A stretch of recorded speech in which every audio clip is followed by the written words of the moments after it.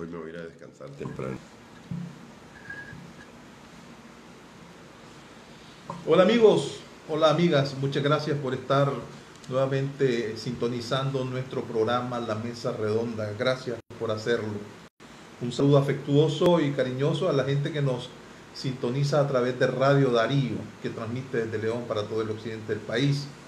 Igual a la acrecentada audiencia a través de Radio La Costeñísima en Bluefields, Caribe Sur de Nicaragua, y también en Matagalpa, la perla del septentrión, que nos está sintonizando en diferido a través de Notimat, Noticias de Matagalpa TV y Noticias de Matagalpa Radio. Muchas gracias, estimados amigos.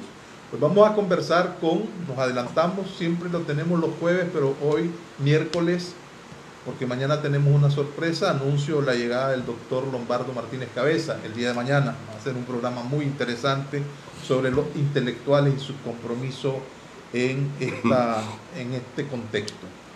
Pero hoy le vamos a dar la cordial bienvenida a José Antonio Peraza. Bueno, mira, sobre ese tema de los intelectuales, sabes que me estoy leyendo sobre los intelectuales conservadores de la década del 30. Se lo planteé a Lombardo y Lombardo me dijo, ese es el tema que quiere. Ajá. Y también hay que ver el tema de los intelectuales desde el punto de vista de Gramsci, ¿verdad? El tema de los intelectuales. Por supuesto. Ese es un tema que me gustaría, tal vez no para esta, pero en algún momento un debate.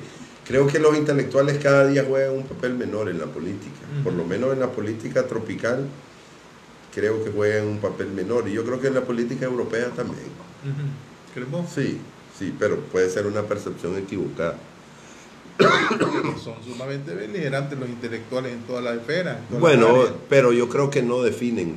A ver, los intelectuales normalmente... ¿Qué hace un intelectual? Marca una tendencia, genera pero una también opinión. Es justificador de todo lo que está sucediendo, Obviamente, ya sea para bien o para mal. Obviamente. ¿Verdad? Ya sea para impulsar o para frenar cualquier impulso. Sí.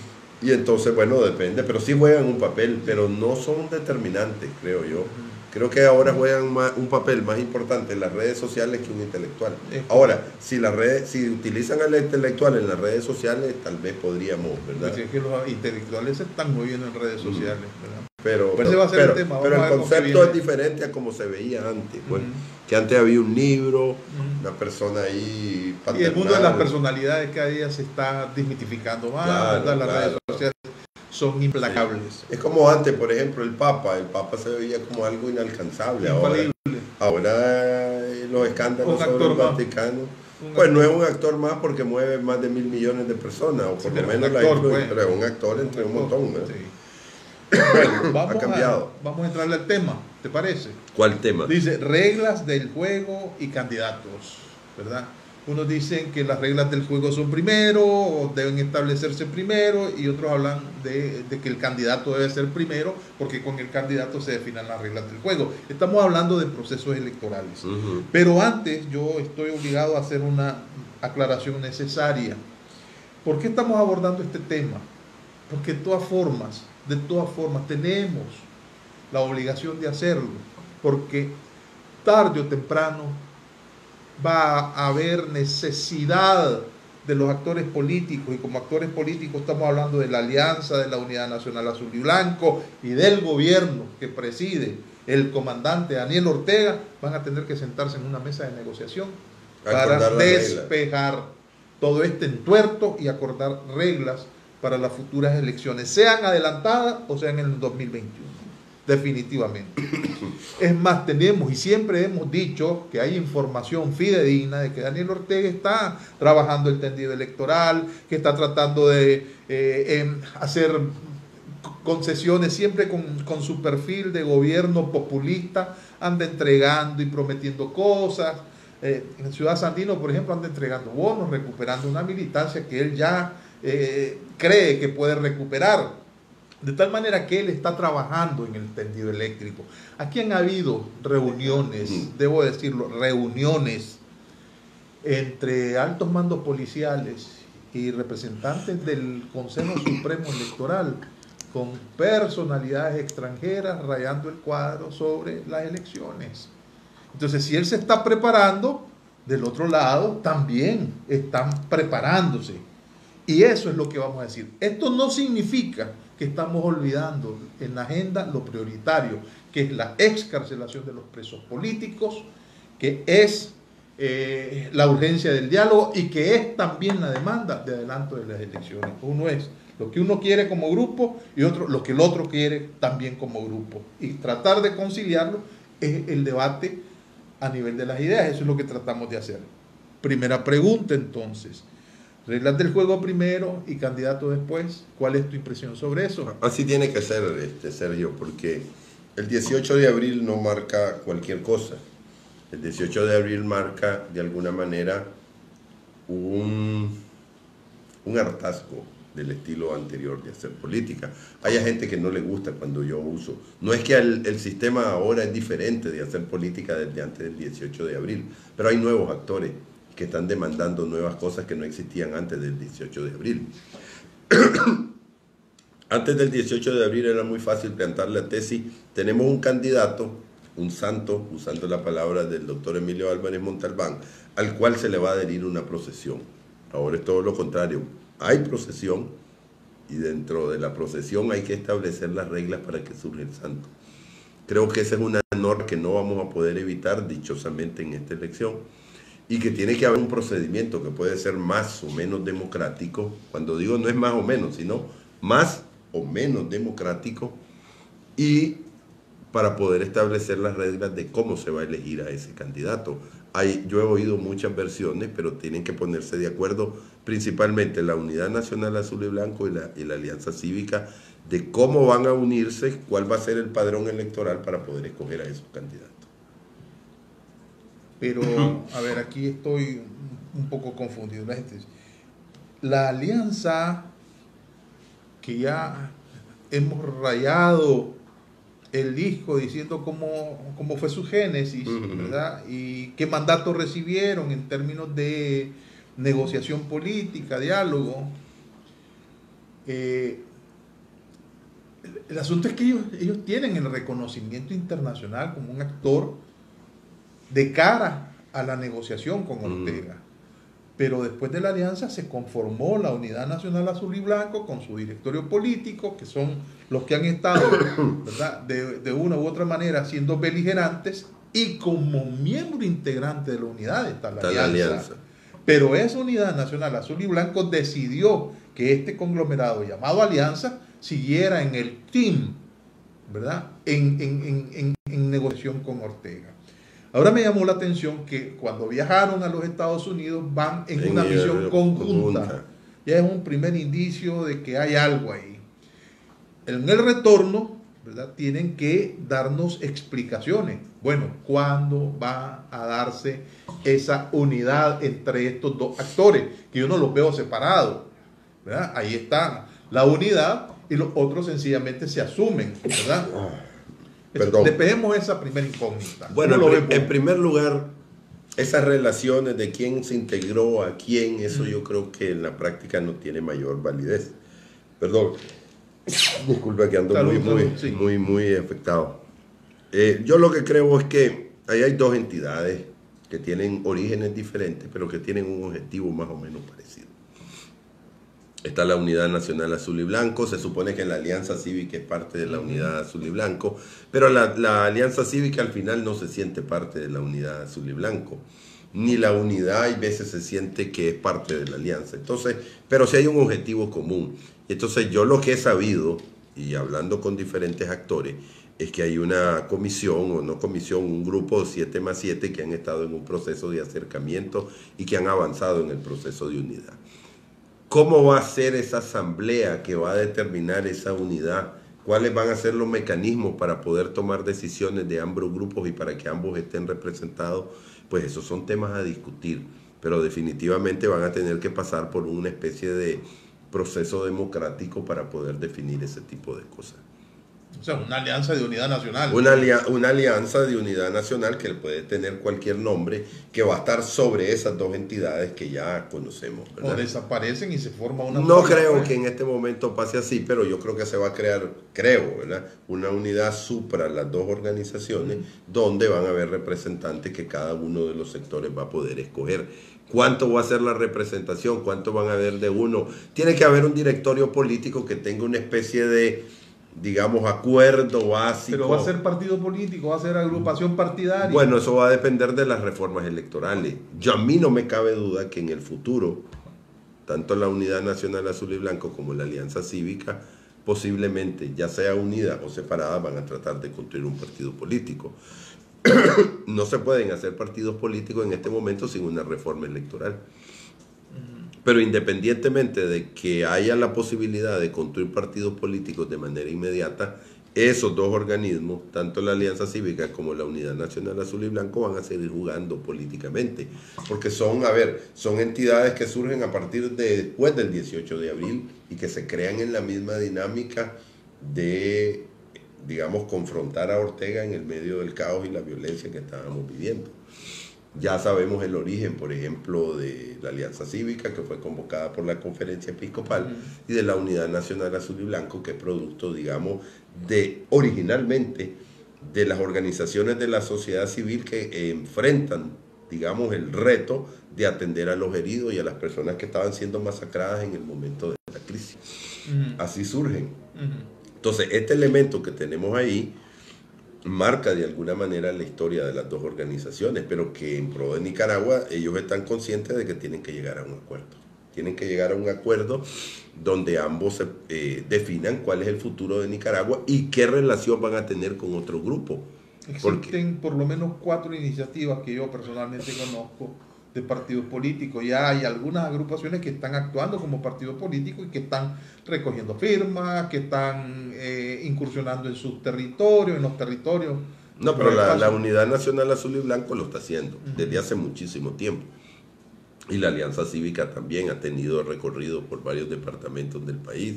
Incluso hacen incursiones, digamos, conjuntos para entrevistarse con la gente, aclararle, porque hay mucha confusión en la gente, ¿verdad? Porque la cultura política en Nicaragua siempre te dice, ¿dónde está el santo? ¿Dónde está el candidato? ¿Qué es lo correcto entonces? ¿Cómo vislumbramos que este proceso culmine? ¿Qué resultados vamos a tener? Pues una alianza azul y blanco, tal vez ese sea el nombre, pero con sustancia, ¿van a ser un partido político? Yo lo que creo es que va a haber una que ya hay, ¿verdad? Una conversación entre estos dos grupos, y lo primero que van a establecer es un criterio de cómo van a gobernarse esos dos grupos de manera conjunta, ¿verdad? Yo supongo que de eso se va a escoger un consejo político que esté integrado por ambos grupos, la Unidad Nacional Azul y Blanco y la Alianza Cívica, porque como tienen orígenes diferentes, las personas que la integran son totalmente diferentes. Por ejemplo, la Unidad Nacional Azul y Blanco está conformada por 80 organizaciones, más o menos, 86.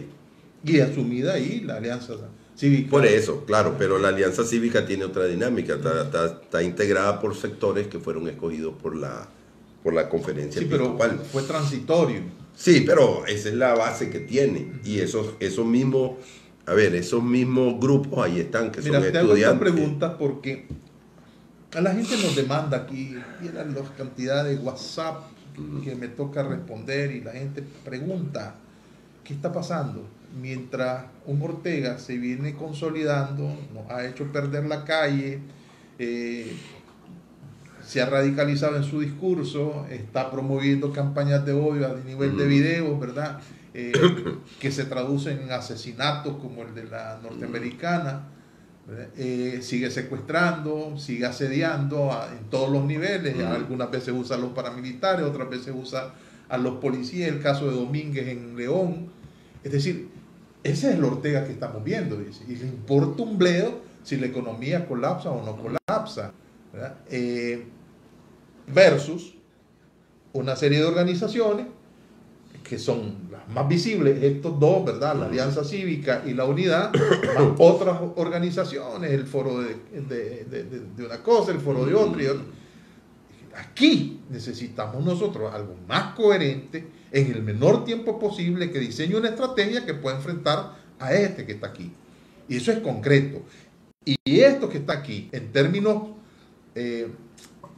de tiempo, ¿verdad?, deben demandar la excarcelación de los presos políticos, las reformas electorales, tienen representación internacional y que se le oponga a esto, pero esa es la unidad que está demandando la gente. Entonces yo te pregunto, ¿cuánto tiempo más vamos a estar a transitar en esto? No lo sé, porque por ejemplo vos pusiste un ejemplo, las reformas electorales. El grupo consultivo y de promotor de reforma, perdón, hizo una propuesta. Propuesta en la cual la Alianza Cívica casi es seguro que la va a asumir. Sí. La unidad decidió también hacer su propuesta de reformas electorales y creo que la van a presentar, si no esta semana, la próxima. Hay algunos puntos coincidentes. Pero casi el 95% de los puntos son coincidentes y hay un cierto compromiso no escrito de que también van a asumir las reformas electorales. A ver, lo que hay claridad aquí es que nadie quiere perder su propia espacio y su perspectiva del mundo quiere que esté reflejada en los procesos. Es lógico. Entonces, estamos en una situación donde nadie va a poder imponer esto tiene que ser así o así. Cada quien, por un problema que no es un problema, la gente no se ha sentido representada y ahora la gente no está dispuesta a conceder cosas como se concedían antes, en pro de la unidad, en pro de vencer al adversario. Creo que esos temas, si bien es cierto, ahí están, no definen todo el proceso. Entonces te pongo el tema de las reformas electorales. La Alianza Cívica hizo su presentación, la Unidad Nacional Azul y Blanco va a ser la de ellos. No son iguales, pero sí coincidentes, yo diría que en más del 90%.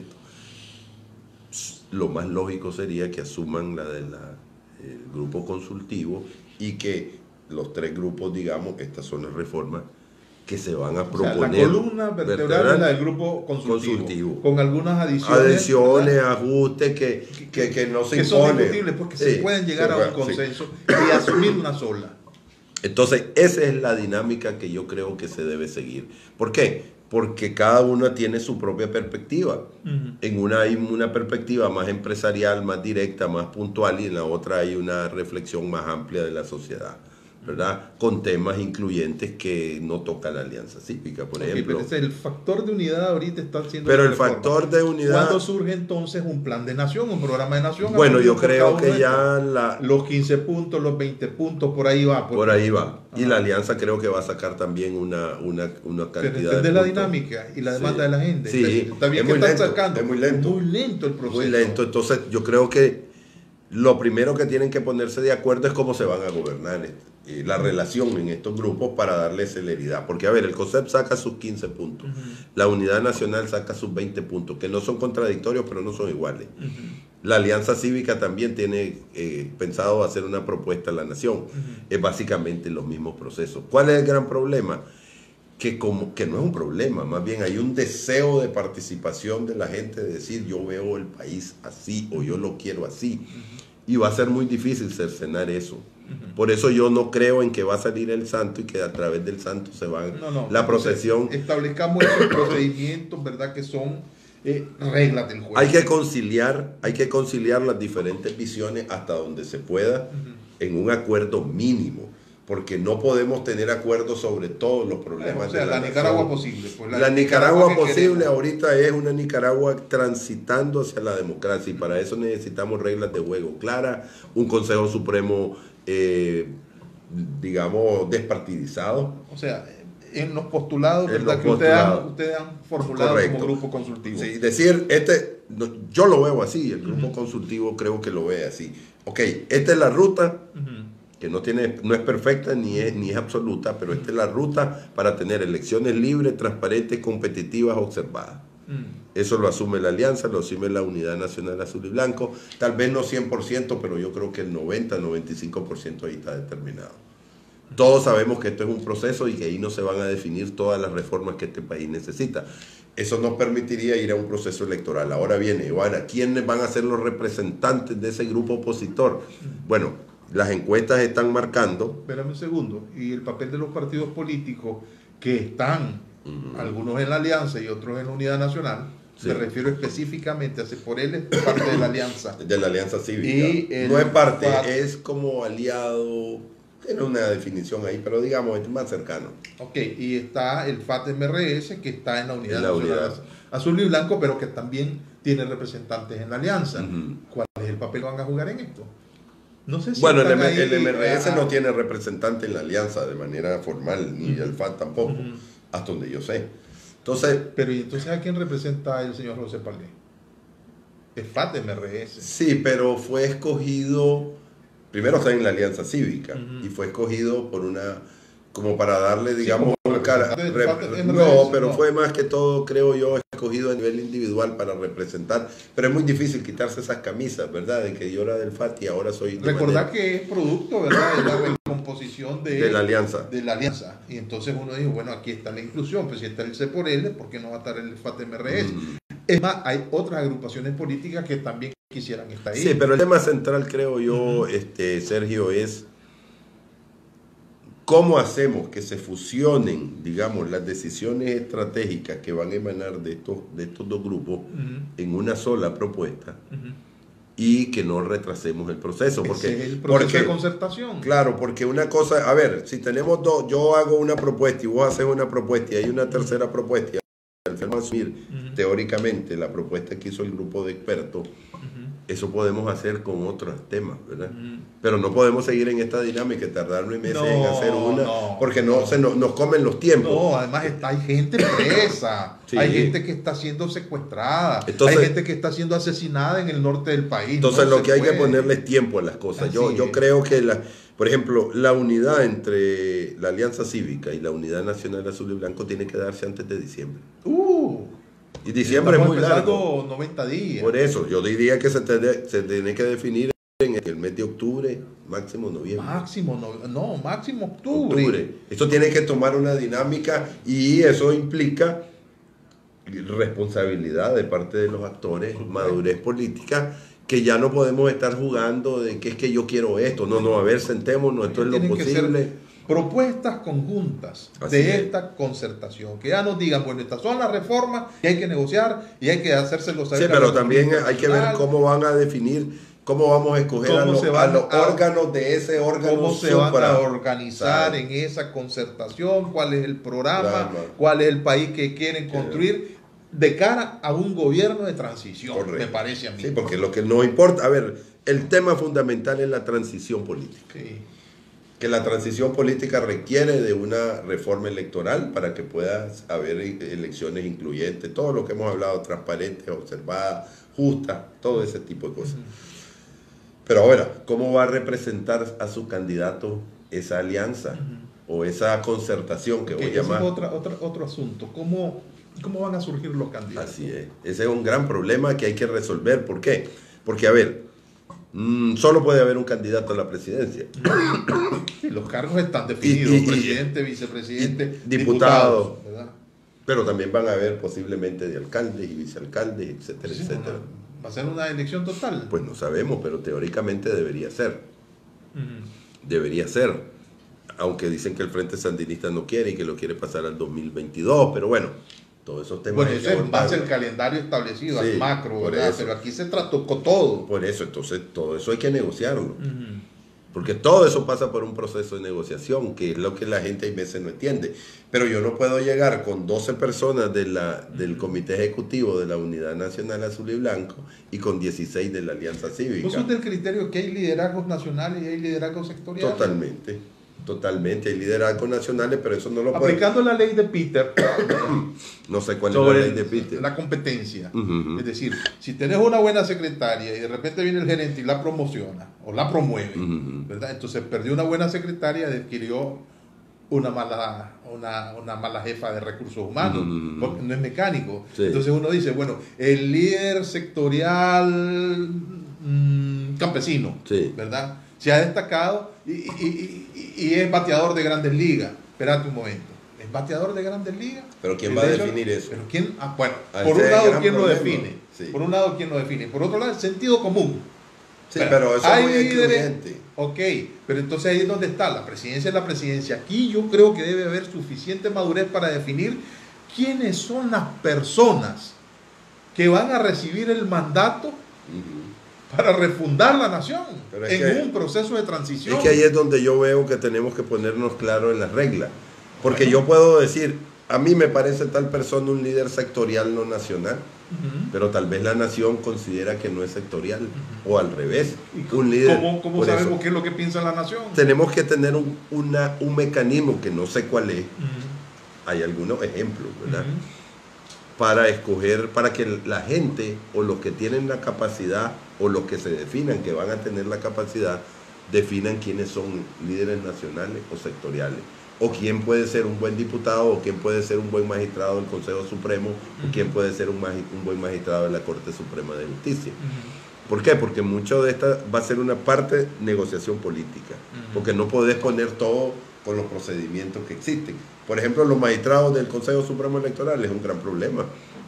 ¿Qué dice la Constitución? Que lo propone el presidente y los diputados. ¿Quién te va a proponer Ortega y los diputados de ellos? La gente que está cercana a ellos.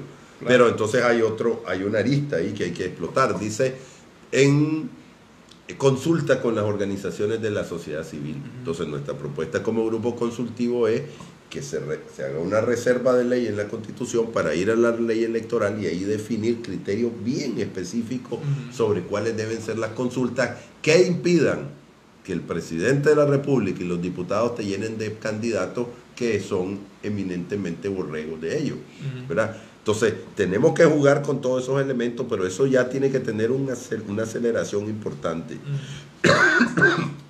A ver, la Alianza Cívica y la Unidad Nacional Azul y Blanco no pueden seguir jugando a la democracia. Tienen que ponerse de acuerdo y emitir una declaración a la sociedad nicaragüense diciendo, nosotros hemos acordado que lo vamos a hacer así, así, así. Eso requiere algún tiempo, pero hay que ponerle ya. ¿Cuánto tiempo? ¿Cuánto tiempo? Porque si a mí me dice, ya tuvimos 6, 7 reuniones y seguimos en lo mismo, entonces es que no están discutiendo los temas fundamentales. Le están dando largo el asunto. Si hay algo que a mí no me gusta es justificar esa falta de eficiencia porque los liderazgos son horizontales. No, los liderazgos pueden ser horizontales para determinar las reglas y todo este tipo de cosas, pero una vez determinadas las reglas, aquí no podemos mandar todos, ¿verdad? Ahora, también estoy claro de que no puede haber un liderazgo absoluto que tome todas las decisiones, estilo Arnoldo Alemán o Daniel Ortega. Eso no puede ni debe suceder. Pero por cultura política todavía habrá resabios de eso, porque entonces ¿quién le va a dejar? Un líder es un líder, por ejemplo. Correcto, pero eso se va a definir utilizando la metodología escogida. Eso es lo que yo quiero que quede claro.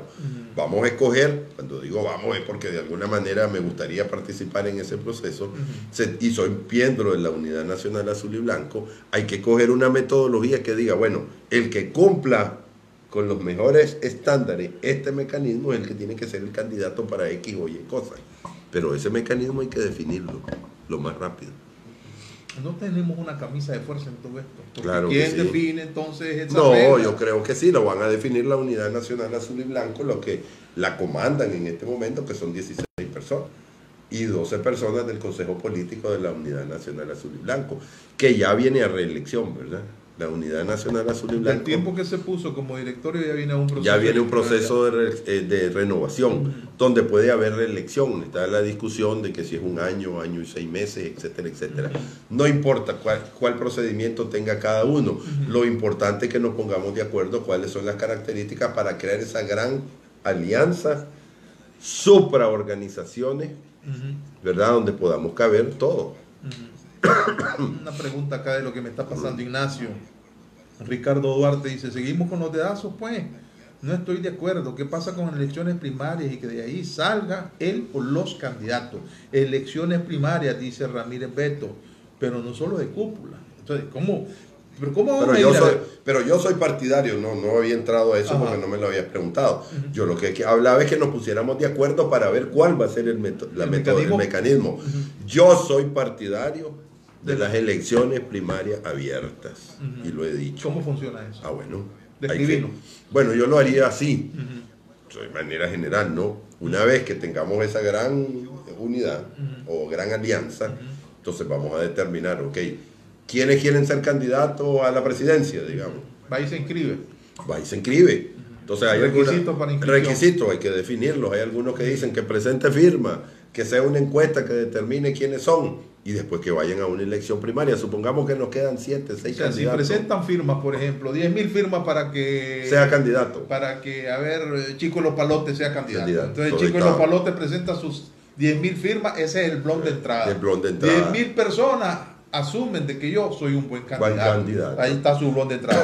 Chico Los Palotes va con Chico Los Palotes 2, con Chico Los Palotes 3. Si hay 10 personas que presentaron las 10, esas 10 personas seleccionadas que presentaron y reunieron sus 10.000 firmas, van a un ajuste. A un ajuste electoral. Ahora, ya los procedimientos, dónde van a estar los centros de votación, si van a poder ser en el último rincón del país, pues eso va a quedar determinado por la capacidad que tengamos de organización, el dinero, la seguridad. Si eso se impulsa y es parte de una reforma concertada, es decir, de un acuerdo político, esto obra en beneficio del Frente Sandinista también. No, yo creo que no. ¿Por qué? Yo creo que no, porque el argumento siempre es que... Porque no hay una exigencia para democratizar a ese partido. En ese sentido, sí. Es decir, cualquier militante del Frente Sandinista puede presentar 10.000 firmas, ¿verdad? Sí. Y decir, yo quiero ser candidato. Sí. Y entonces se termina Daniel Ortega. Yo no sé si se termina, pero definitivamente la democracia no se impulsa la democracia evitando la democracia. No, pero te digo, hipotéticamente obra bien para el partido, para los militantes que no han levantado la cabeza. Ahora yo supongo que tendría que haber algún criterio, porque no puede venir una persona que era militante hace 15 días del Frente Sandinista a decir, ahora yo voy a correr, digamos, por la Alianza Cívica, aunque yo estoy seguro que la gente no lo va a votar. ¿Verdad? Pero yo creo que habría que poner algunas restricciones. Esos son los bemoles de la democracia. Sí, la democracia, porque no es perfecto esto, menos en Nicaragua. Ahora estamos bastante crudos en todo esto. Sí, estamos crudos, pero tenemos que hacerlo, porque la otra es que me dice alguien que es la solución que está diciendo él ahí, que no se debe hacer. Dedazo vos sos porque vos tenés la característica ya. Eso es una cultura que dedazo, entonces mejor nos quedamos nada, ahí nos quedamos y punto. Pues. No tiene que haber un mecanismo que puede ser más, como te digo, más. Dice Mario Nicaragüense, ¿podría ser una junta de gobierno para poder hacer frente a tanto desafío en el menor tiempo posible? No, yo soy opuesto a esa junta de gobierno porque es como la magia. ¿Y quién escoge a la junta de gobierno? Y pues si los 3 candidatos más votados en esa junta electoral podrían formar... ¿Y con qué autoridad? ¿Con cuál autoridad? Porque eso es prácticamente votar todo el orden político existente y construir otro que no sabemos qué es lo que estamos construyendo. Es que ese es el tema, ¿verdad? Que nosotros queremos hacer tabla rasa y volver. No estamos en ese proceso. Eso yo estoy convencido, ¿no? Que eso no es. ¿Por qué? Porque eso es como decir, es como decir, ¿por qué no hacemos un referéndum revocatorio? Porque eso no existe. Para eso tendríamos que cambiar la ley, la constitución y la ley electoral. Porque en Nicaragua no existe referéndum revocatorio. Desgraciadamente. Elgin Flow. Todos queremos justicia, pero piensen con la cabeza. No puede haber justicia con Ortega en el poder primero. Hay que sacarlo, democratizar el país. No sé por qué no entienden que no hay una varita mágica. Esto es muy complejo. Mira, esto es parte, todas estas opiniones es parte del cansancio y de la desesperación que la gente tiene. Y dicen, bueno, ya, busquémosle una solución a esto. Entonces cada quien está ahí parando, ¿verdad? Sí, donde ellos consideran que puede haber un asidero. Pero no es así. Porque si fuera tan simple ya se hubiera resuelto. Claro. En la Unidad Nacional Azul y Blanco y la Alianza Cívica hay personas extremas, con posiciones extremas sobre decenas de temas. Ahí converge, por ejemplo, una feminista radical con gente conservadora, católica, no hay problema. Que el objetivo común sea, ¿verdad? Salir de una dictadura que le ha hecho daño a Nicaragua y empezar un proceso de... Yo te iba a decir que ahí están el sector empresarial. Así es. ¿Verdad? Y está el único, que a mi juicio es el único verdadero sindicato que existió durante todos estos 12 años del gobierno de Ortega, que es el María Elena Cuadra, que ha velado por las trabajadoras de la zona franca. Y también están los campesinos y los jóvenes. Sí, entonces vos tenés que conciliar, ¿verdad? Por un objetivo común esas posiciones. Sí. no es el momento de romper los juegos desde el punto de vista de los intereses sectoriales, me parece a mí. Pero hay un objetivo. Bueno, pero eso lo tenemos claro, pero en la realidad no funciona así.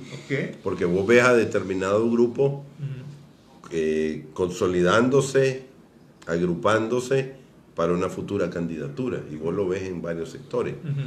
Ahora, eso es legítimo. Sí. Es legítimo, pero aquí es donde debe privar lo que nunca ha existido en Nicaragua, que es madurez política. Yo tengo mis intereses que son válidos, pero también hay intereses de la nación que yo los tengo que conciliar. No puede ser que yo me enojé o yo tengo mis intereses propios y yo me salgo porque yo creo que yo puedo irme solo. Yo creo que nadie puede ir solo en esta carrera. Ahora, ¿cómo se va a conservar esa unidad post-Ortega? Bueno, ese es otro gran problema. Otro gran problema. Si no dejas claras las reglas del juego, te vas a enfrentar al día siguiente que estés en el gobierno de los problemas de la unidad, de mantener esa unidad en esa gran alianza, que fue lo que le pasó a la UNO, digamos.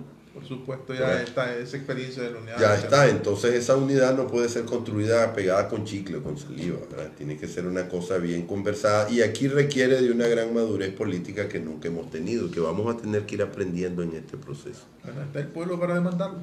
Por eso, pero ya con democracia es muy fácil, si no funcionó en 5 años lo puedes sacar. Hay personas que plantean elecciones a medio periodo, yo no tengo ningún problema en elecciones a medio periodo, pero creo que en este momento son demasiadas las tareas que tenemos que resolver para hacer más complejo un proceso. No podemos manejar ni lo que teníamos supuestamente control, mucho menos las cosas nuevas, ¿verdad? Yo siempre he dicho que Nicaragua necesita por lo menos una reforma de que va a tomar unos 10 años. Los primeros 5 para hacer la transición a un gobierno democrático que deje unas instituciones medianamente saneadas para que la democracia funcione, y posiblemente dentro de 5 o 6 años tener ya un proceso democrático donde ya haya partidos más claramente definidos, con digamos profundidad sectorial en algunos aspectos. Partidos que le den vida a Nicaragua para los próximos 30, 40 años. Pero no, la gente quiere ya.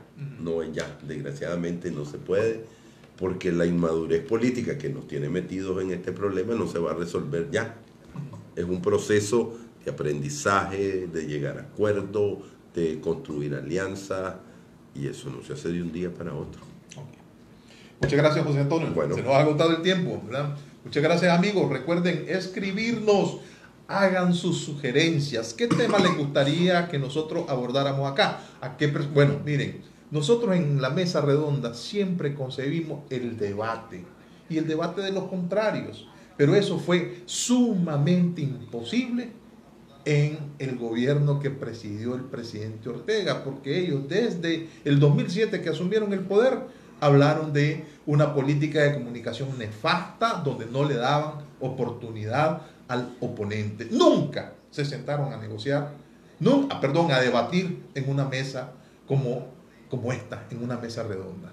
De tal manera que vamos a ir discutiendo ideas. Ojalá pudiera venir un representante de la Asamblea Nacional sandinista, orteguista, y se siente aquí a darnos explicaciones y a debatir con otras personas. Nunca lo han hecho.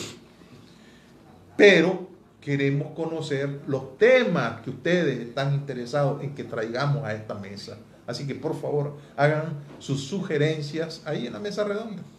Ahí. Escríbanos www.lamesaredonda.net. Así es. Muchas gracias. Muchas gracias, amigos. Nos vemos mañana.